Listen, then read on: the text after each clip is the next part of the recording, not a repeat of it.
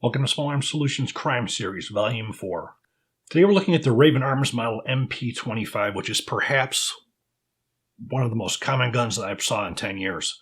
I bet you, I would say at least 100 within that 10-year time period, Raven Arms guns that I had examined as a forensic firearms examiner. Very, very, very popular. Very, very small, very, very light, very, very undependable. And very, very cheap. These have an MSRP new for around $70, and I believe it's around $50 or so dollars on the used market. Now, you're looking at a very small 5-inch long pistol. You're looking at a total of 15 ounces. So just a little bit more than a can of soda you're getting for weight on this thing. The material this is made out of is called Zamac. It's a zinc alloy. It's a very, very cheap alloy. These frames and these slides have been known to break because they are not a very durable material to manufacture weapons out of. You have wooden grips on here, which you can also have polymer grips on there. They are very popular with the pearl plastic grips on them. If you look at the main differences between the models, you'll see is the type of safety that you have. You basically had 4 different kinds of safeties. The P-25 first had a large button. It was a sliding safety. The P-25 second changed was a smaller sliding safety. And then the third was a slide with a serration lever, which is what you see right here. And then we have the final, which was it was a large sliding up and down lever, which was not nearly as easy to get your hands on. Now, going back to sort of the history of this gun, the gun was developed in 1970 by a gentleman named George Jennings. Now, a lot of this had to do with the Gun Control Act of 1968. I'm sure many of you have heard the term Saturday Night Special. Basically, what Saturday Night Special was referred to as any cheap firearm that would be utilized in crime. So any of the cheap Romes, a lot of those ones that were little 22 revolvers, little 38, 32 revolvers, a lot of those really cheap guns that were used in crime. And part of that 1968 prohibited importation of these small guns, which is where you see basically a point system, where you have a point system for caliber size and all that and so forth. So the guns were illegal to import. So what Mr. Jennings did was he opened up a shop here in the U.S. Now, of course, you can make anything you want here in the U.S. You don't have the importation restrictions. So they developed what was referred to as the Ring of Fire. The Ring of Fire was basically the U.S.-made, Saturday Night Specials, crime guns that were used mostly in crime, lightweight, small, extremely inexpensive, very low quality, which were mostly made in the California and the Arizona area. And those guns would refer to as Brico, Jennings, Lorson, Jimenez, Lorson, Raven, Phoenix, just to name a few of those guns that are referred to as the Ring of Fire, which, again, being in a crime laboratory, I could tell you straight up, these were the guns that we saw. These were the cheap guns that we saw. And for as far as the quality of the guns were concerned, it came evident really, really quick. So let's go over some more of the stats on this gun. Again, it was there's about 3 million of these produced. And the funny thing was this was not what you refer to as a profitable gun. You're only looking at $3 or $4 that the manufacturer would make, but they didn't go for quality, they went for quantity. So they made their money in just the quantity. They were made from 1970 to 1991. The Raven Arms factory had burned down, and that was sort of the end of the Raven Arms. You had as a blowback operation, no locking mechanism. So you had a single action trigger, and you had a barrel length of 2.5 inches. And this was sort of unique for firearms examiners as well, because most barrels that we have here in the United States are made with a right-hand twist. This was a left-hand twist, so you basically had a 6 left twist. So you had a pretty good idea when you saw a 25 auto. It was a Raven by just knowing the direction of the lands and grooves. We have the extractor on the top. This would also prove problematic for the quality of this gun, too, because once that spring got a little bit worn, the semi-rimmed cartridge case, this would slip right off and had failures to extract. You also had the recoil spring in here. Another very problematic part of this pistol was that recoil spring would take a set and it would wear very, very quickly, causing failures to go into battery, failures to strip the round off the magazine, and so forth. So you had a lot of quality issues there. Now, another major thing that we saw at the crime lab with these was every time a gun would come in, if you say it wasn't used in a crime, it would come in and we would want to get test fires and put it into our Nibin system or our digital open case file. So you basically would test fire the gun, take the cartridge case, and you would enter it into the drug fire or the IBIS system, and it would take a picture of the breech face, and it'll correlate it through everything that we had to see if it matched any outstanding cases. Because if we had, say, a homicide or a shooting, we would enter one cartridge from each gun that was used in that crime into the database, and then in that database, if we were to find another cartridge case and we identified it on the system, then we would call the evidence back, verify it in the microscope, and now we have linked crimes together. Or if we were to get a firearm, we would be able to put that test fire into the system and correlate it and see if it was used in any of those other crimes. A lot of times when these suckers would come in, the firing pins would be broken. So what you would have to do to get this into the system was have to go into our reference collection. We would then pull out one of these guns, remove the firing pin from that, install it into the crime gun, fire it. Then when we entered into the system, we would say, do not correlate on the primer because the primer came from a reference gun, so we would just be correlating on the breech face. And for the most part, if a gun came in, whether we had to use duct tape, zip ties, or whatever, we would get a test fire off to put it into that system, even if we had to rebuild the gun sometimes. So for as far as the guns that would come in, the conditions of a lot of them, many of the guns that came in, you couldn't even get a couple shots off with because they would be so worn or have parts missing from them or broken firing pins that they were hardly even usable. A very rare one would come in and it was in a decent shape. For this particular review we did, we had two of these. This particular one here came from Brandon over at the gun room in Shenandoah, Texas. Another one was sent in by one of our viewers. Now, the one sent in by one of our viewers, this is actually new. This is a brand new pistol. The one that Brandon had probably looked like it saw a couple gang wars. And as you're going to see from the footage when we take it to the range, couldn't get it to shoot to save our life. This one we didn't take out to the range and shoot, but I imagine we probably would have had a lot better results with this one because this has a proper recoil spring in it, proper weight. You have a proper weight on the extractor. Everything is working properly on this firearm, where the one we had before didn't. I also have a little personal story regarding this pistol as well. My grandmother actually had one of these. My grandfather had bought it for probably in the late 70s to early 80s. And it was for her for a self-defense gun. This was the only automatic that they owned. My grandfather liked his Ruger Redhawks and so forth. But my grandmother had one, and she named him Charlie.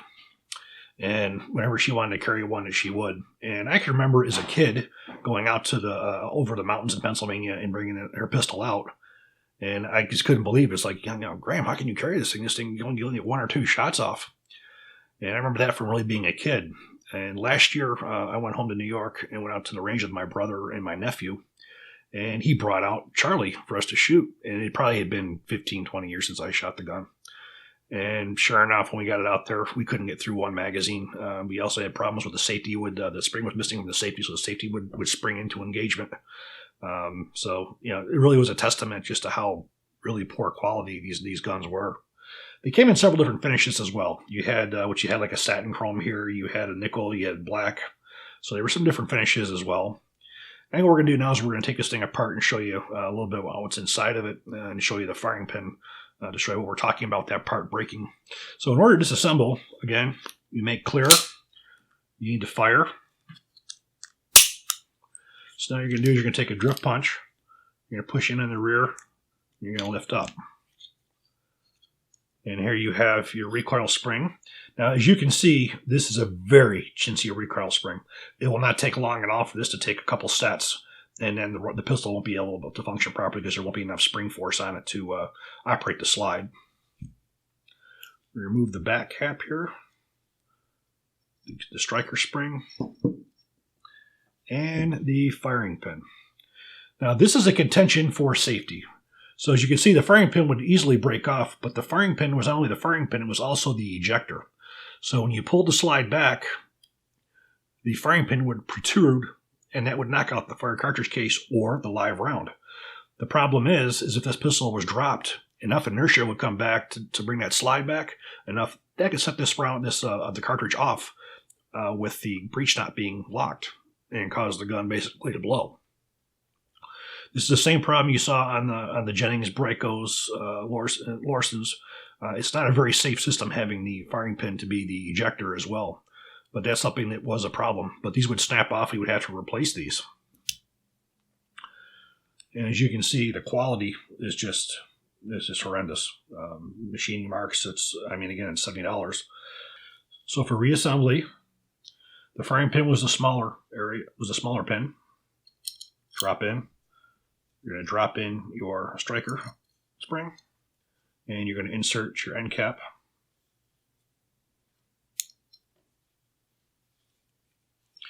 You need to make sure that you have your recoil spring in place. Push in.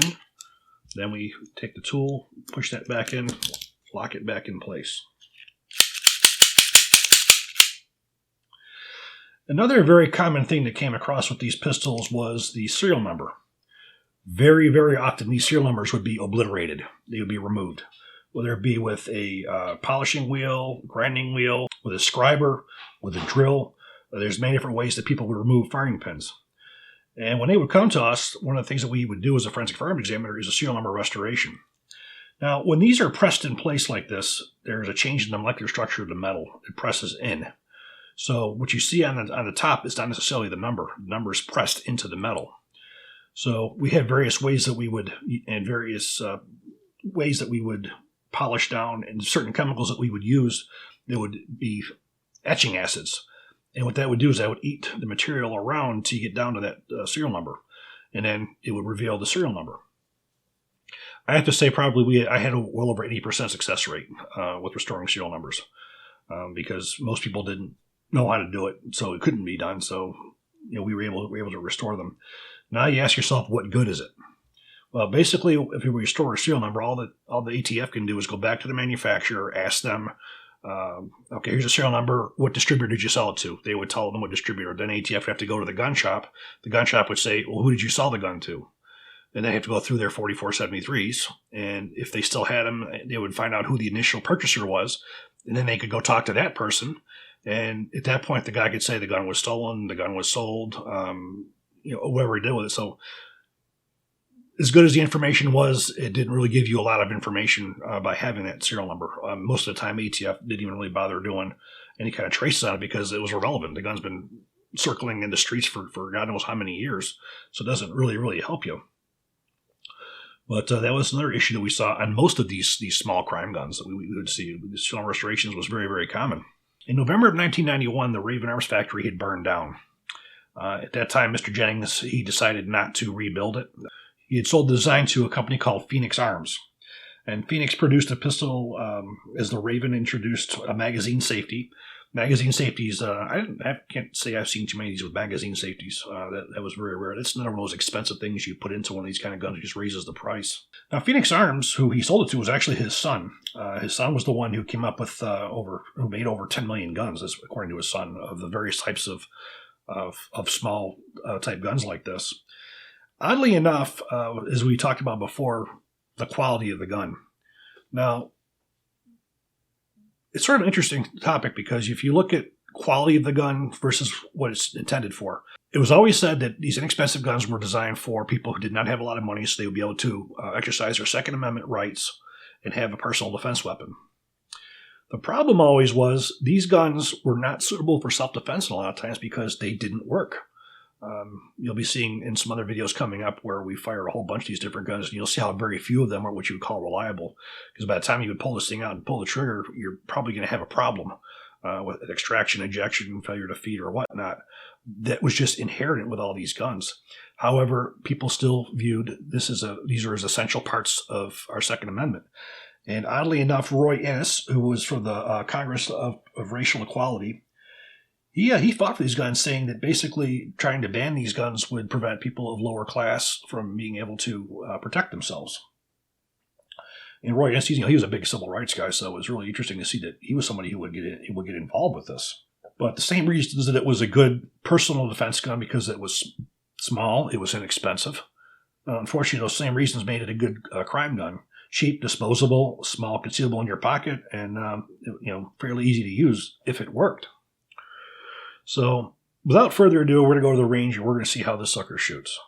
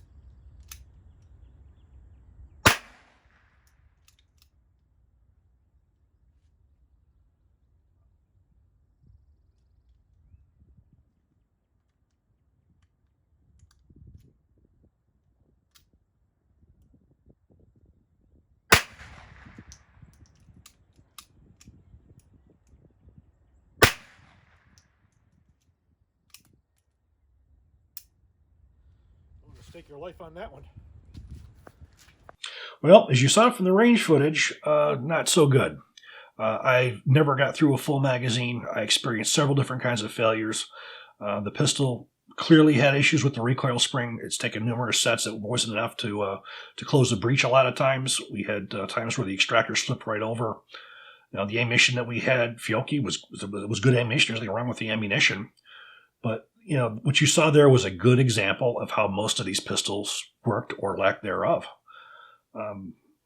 It's not a kind of a gun that you really want to trust your life to because they don't work. However, if all you have is $70, this is all you're going to get. Caliber wise, you're looking at a 25 automatic, which is very, very minimal for any kind of self defense. A 22 long rifle has more power and it causes more physical damage than the 25 auto does. The reason for the 25 auto was reliability. Rimfire's not 100% reliable. Centerfire, massively more reliable. Lead, more feeding issues. 25 auto, full metal jacket, round nose, more reliable if the gun's proper. So it has very, very minimal stopping power. You're looking at I think it's around 75 foot-pounds of energy in a bullet going under 800 feet a second. So you really have to, if you have to use it for self-defense, you need to get a really good hit, or you're just going to really piss the perpetrator off. It's a very minimal self-defense caliber. So I hope you guys did enjoy this video. If you did, please click like, please subscribe, and even better, share. Thank you.